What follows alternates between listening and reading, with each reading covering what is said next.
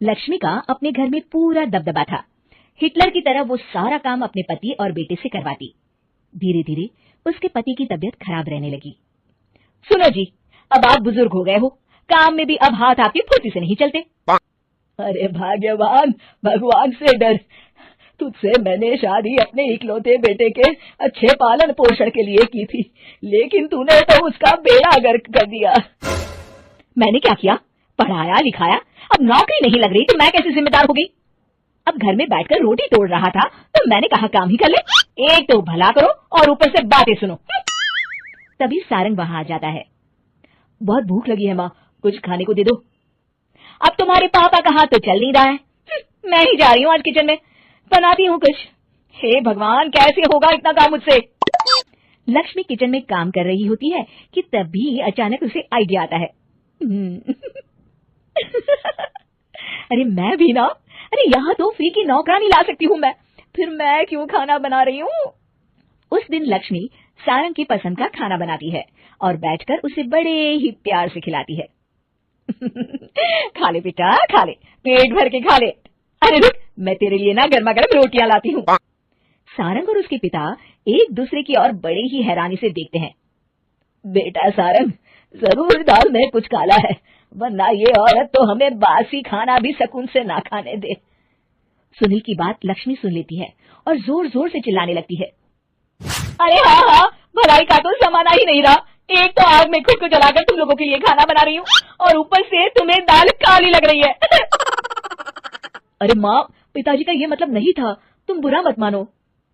अरे हाँ बेटा, तू कहता है तो मान लेती हूँ।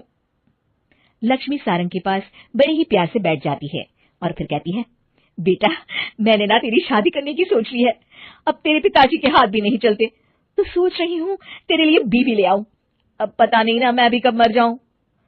अब ऐसे भाग्य भी कहाँ है हमारे। क्या कहा?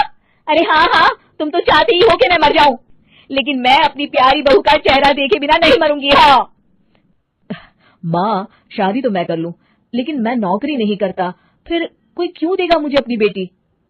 अरे क्यों नहीं देगा बेटी, इतना बड़ा घर खेल खलियान है, किस चीज की कमी है हमारे पास? जो आएगी राज करेगी राज।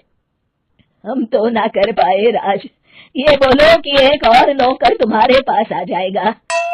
मैं कहती हूँ चुप हो जाओ। अरे खुद के घर का खाना बनाएगी तो क्या नौकरानी हो जाएगी?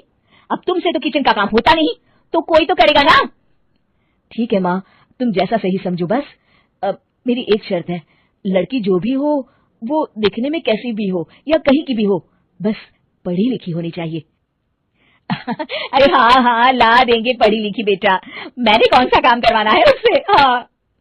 और फिर एक दिन पास के गांव की ही रति से सारंग की शादी हो जाती है। रति दिखने में बहुत ही सुंदर थी, साथ ही साथ काफी पढ़ी लिखी थी। रति को लक्ष्मी के सौतेले होने की बात पता नहीं थी। शुरू शुरू में जब रति ने सारंग को घर का काम करते देखा तो हैरान रह गई। अरे ये तो अच्छी बात है कि आप घर का काम करते हैं, लेकिन मैं तो घर में ही हूं ना, आप क्यों कर रहे हैं जी? जाइए आप नौकरी के लिए अप्लाई कीजिए ना। तभी लक्ष्मी वहां आ जाती है। अरे रति बहू, करने दे उसे काम, और हाँ, मेरे घर के कुछ नियम है, कायदे हैं, यहाँ बीच में ना ही बोलो तो तुम्हारे लिए अच्छा होगा। रति को लक्ष्मी की बात कुछ अजीब सी लगती है, वो समझ नहीं पाती है कि वो ऐसा व्यवहार क्यों कर रही है, लेकिन उसे लक्ष्मी के सौतेले होने के बारे में कुछ पता नहीं चलता है। फिर एक दिन तो हद ही हो जाती है।